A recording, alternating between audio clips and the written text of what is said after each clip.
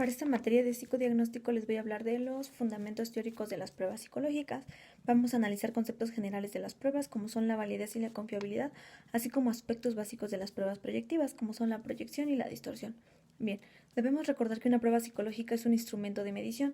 Es una herramienta formal en psicología, ya que es un proceso de medición objetivo. Nos va a permitir medir dependiendo del área. ¿Qué nos va a permitir medir? Personalidad, inteligencia, desarrollo psicológico, desarrollo psicomotriz, proyecciones, desarrollo de personalidad, es decir, nuestro mundo interno, o aptitudes para el área laboral. ¿Qué evalúa? Aquí la pregunta es, ¿qué evalúa? Pues va a depender siempre de nuestro objetivo y el lugar en donde se ocupe. Hay tres grandes áreas en donde lo podemos ocupar, como son lo clínico, lo educativo y lo laboral. Lo clínico, que es la parte más sonada. Aquí vamos a encontrarnos ante trastornos de personalidad, de comportamientos atípicos. Ejemplo de lo clínico, la depresión. ¿Nosotros qué vamos a medir? Depresión. Yo necesito medir depresión, entonces voy a utilizar instrumentos de personalidad o inteligencia para poder obtener datos, para poder saber si está mermado o hay algún daño en la función cognitiva o cerebral. Puedo utilizar también algunas escalas como la escala de Beck o la escala de Hamilton, que son dos escalas muy conocidas para medir la depresión. Para eso también puedo evaluar y me van a aportar datos sobre la sintomatología. Una prueba no se interpreta sola. Debemos recordar que ya aplicamos los inventarios de depresión, entonces también puedo aplicar pruebas proyectivas, es decir, cómo la persona dibuja o representa su depresión. Estos inventarios más las pruebas proyectivas nos van a dar un diagnóstico certero, pero no lo vamos a usar solamente ese diagnóstico, también nos podemos basar en la historia clínica. Es decir, nos refiere cómo la persona ha vivido experiencias desde su nacimiento hasta la época actual, y a este proceso lo vamos a conocer como interpretación. Les recuerdo, la interpretación está conformada por la evaluación que nos van a brindar las pruebas psicológicas, así como las pruebas o la historia clínica. Otro ejemplo, yo estoy en el área laboral, tengo un puesto nuevo que voy a cubrir, entonces si tengo el puesto, ¿qué quiero evaluar? Quiero evaluar inteligencia, quiero evaluar estrés, quiero evaluar sociabilidad. Dependiendo de lo que yo quiero evaluar, es como voy a elegir la prueba. Ejemplo, yo quiero evaluar sociabilidad, pues voy a utilizar la famosa prueba MOS. Quiero evaluar inteligencia, voy a utilizar alguna de las pruebas de WISE, o dependiendo de lo que yo quiera evaluar. Puedo evaluar inteligencia, personalidad o actitud. Bien, las pruebas educativas, que es el segundo rubro, nos van a permitir evaluar. Es algo más complejo porque se conjuga lo clínico con lo educativo. La meta es buscar dificultades de aprendizaje y esta prueba que vamos a buscar nos va a permitir o nos debe de permitir medir lo educativo más algún trastorno, es decir, está dirigido a lo clínico más el aprendizaje. ¿Qué quiero medir?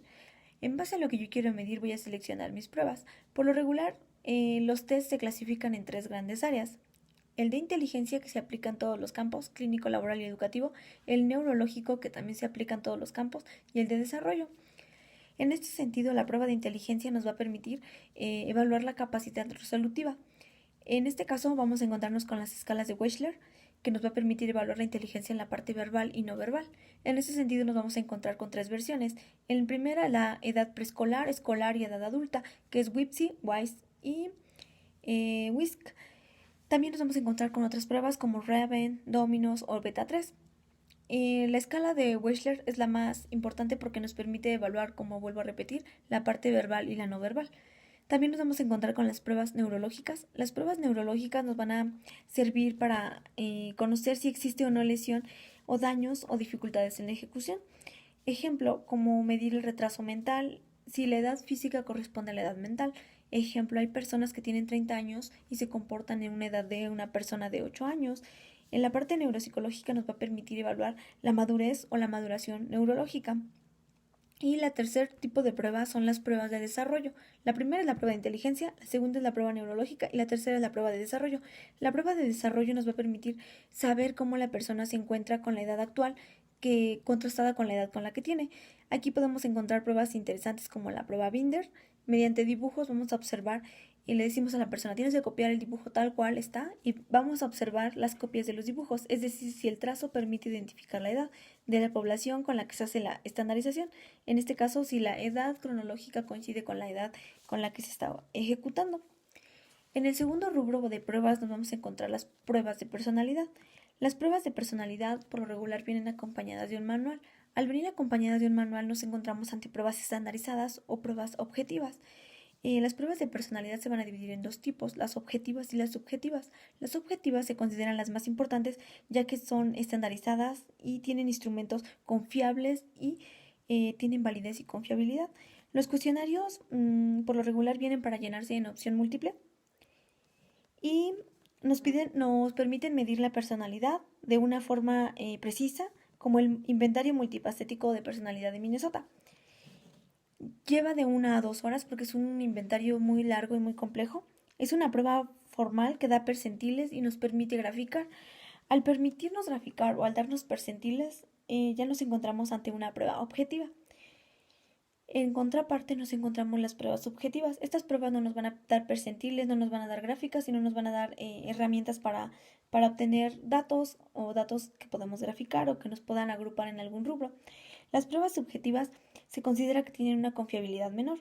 Es un poco más complejo en la interpretación, ya que puede caer en la suposición o evaluación en nuestro juicio personal como evaluadores. Es lo más noble y la que más se utiliza.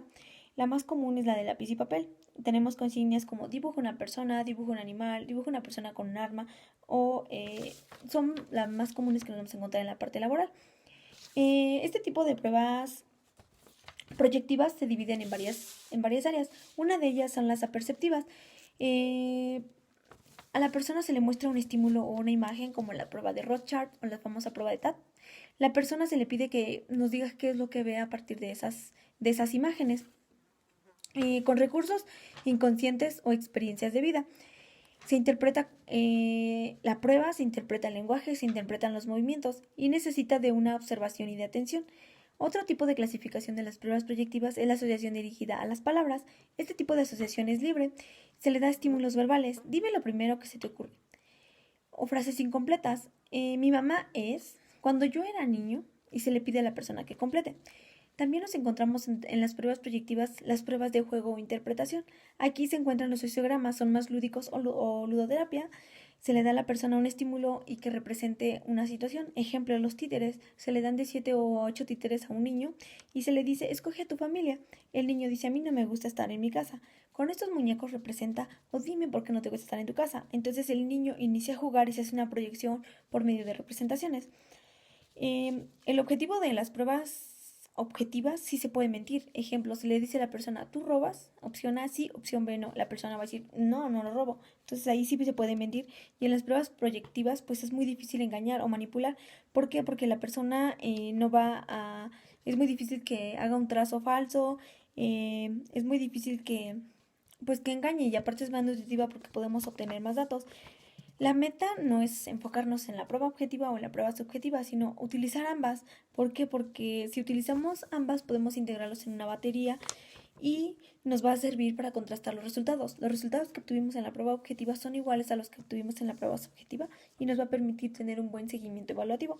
La batería es un conjunto de pruebas que nos va a servir para medir y en este sentido pues tiene que estar conformado por más de 2 o 3 pruebas. Entonces esta es la importancia de las pruebas, que sean válidas y confiables, pero también la parte proyectiva pues nos proporciona mucha información y es una forma muy nutritiva de evaluar.